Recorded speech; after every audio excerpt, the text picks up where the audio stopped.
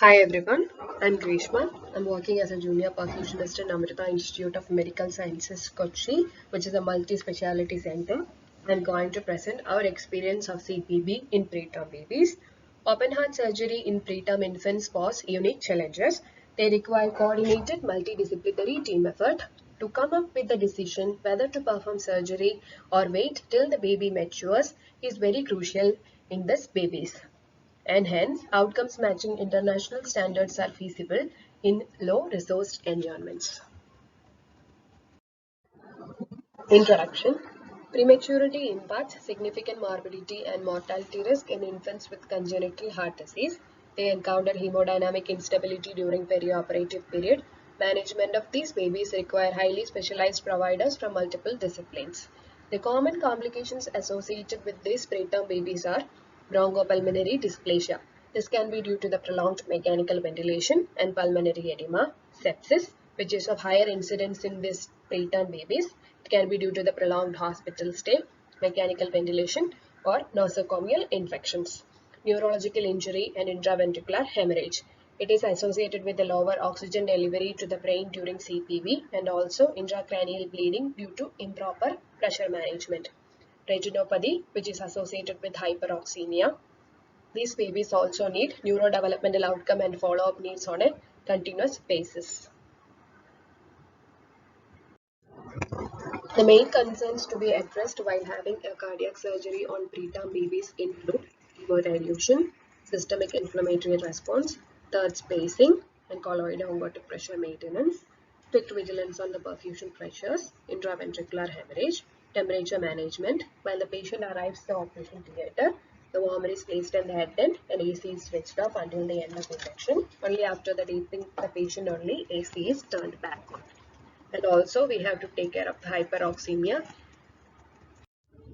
In our institution, we used Stockert S5HLM, Stockert Hemotherm, Lilipur 901 oxygenator, St. Thomas cardioplegia solution, and Sarin hemofilter, and an arterial Medtronic DLP 8 French cannula, and a venous plastic tipped angled cannula of 8 French and 10 French respectively for SVC and IVC.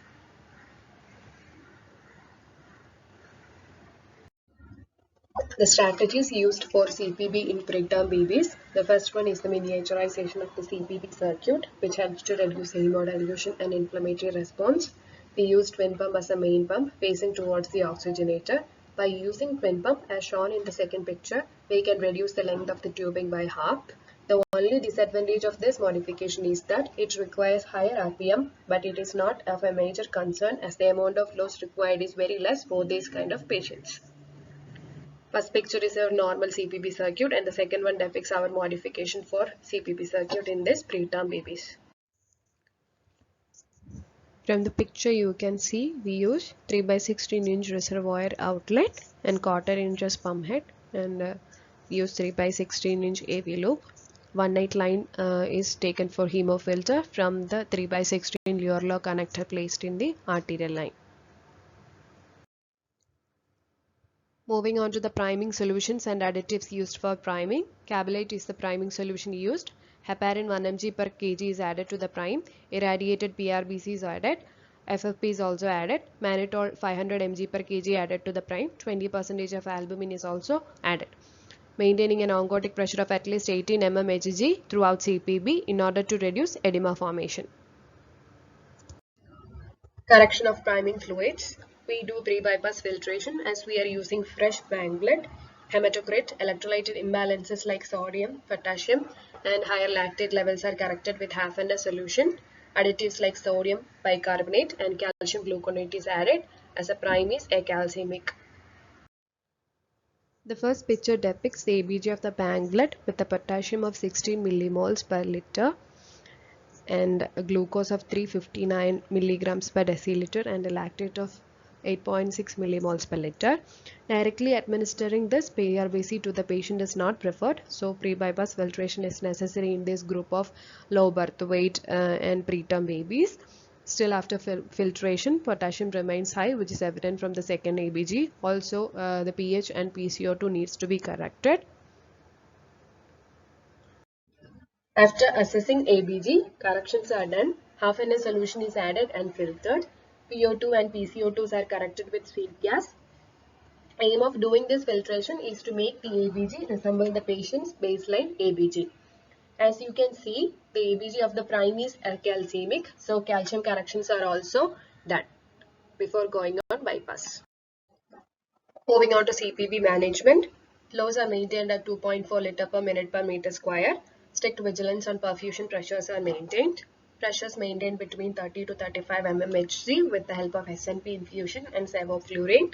Initial cardioplegia dose of 25 ml per kg given. Hematocrit is maintained above 35% throughout the CPB. ABG and ACT taken periodically. Usage of crystalloid is avoided. Volume requirements are replaced with FFP. Patient is cooled to 24 to 28 degrees Celsius depending upon the case. PO2 is maintained below 200 mm of mercury and PCO2 maintained between 35 to 45 mm of mercury.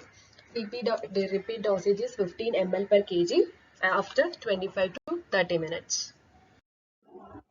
Moving on to rewarming and weaning from CPB.